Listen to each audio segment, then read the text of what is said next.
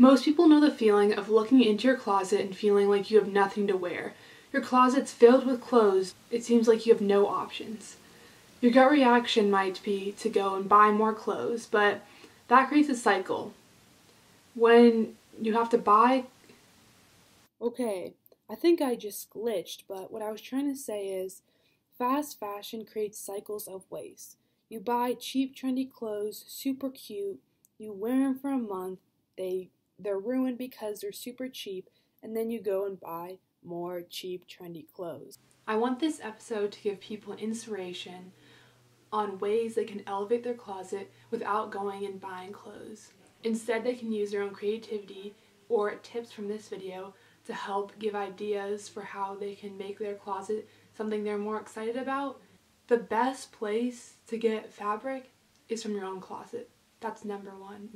To start off my project, I just went through my closet and looked for everything I don't really wear, or I definitely would wear and have worn, but there's something wrong with it, like it's broken, or I used to wear it, but now I want to like alter it. So let's get it.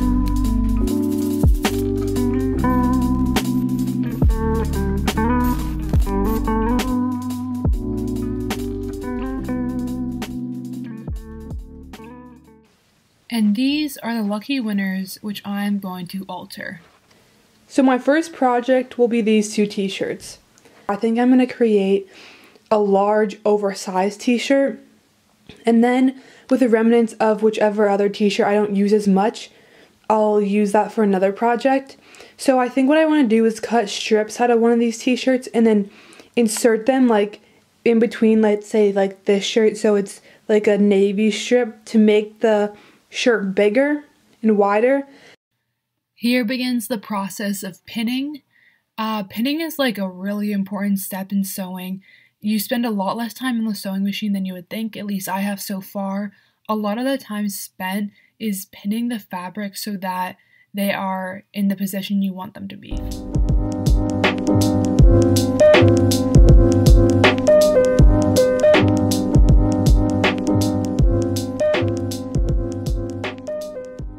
As you can see, I've pinned one side. So now I'm going to go and sew this side. And I just realized that I have a yellow jeans thread in here, so I'm going to switch that out with blue. I'm going to take this time to show how to thread a bobbin, which is a bobbin is the spool of thread that goes into here, and it's going to go in the bottom of your machine, and that's the other half of the thread that's connects the top thread, so it actually creates a stitch. So once you put your top thread into here, what you're going to want to do is put it around here. You're going to take this thread and put it through the hole, this hole in the top of your bobbin. Once you've done that, you can hold this thread taut and then make sure your needle is disengaged by pulling this out, which I've already done. Do not forget to lock it, so make sure it's being pushed back like this. So then you can press down your presser foot and...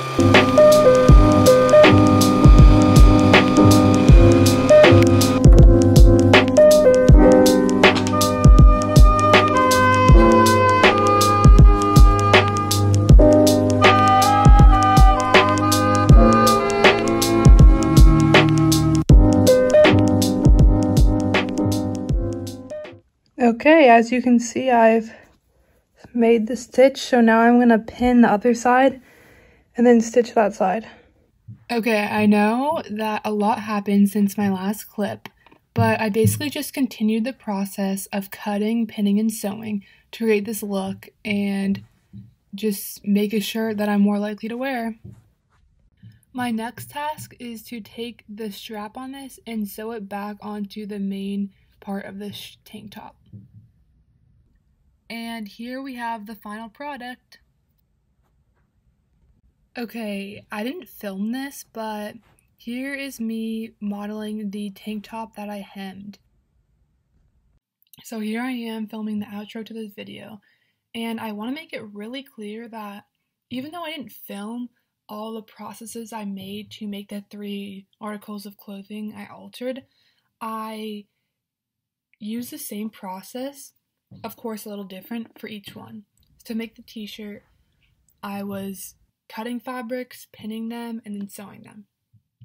For the first tank top with the strap that broke off, all I had to do was just sew it right back into the top of the body of the fabric.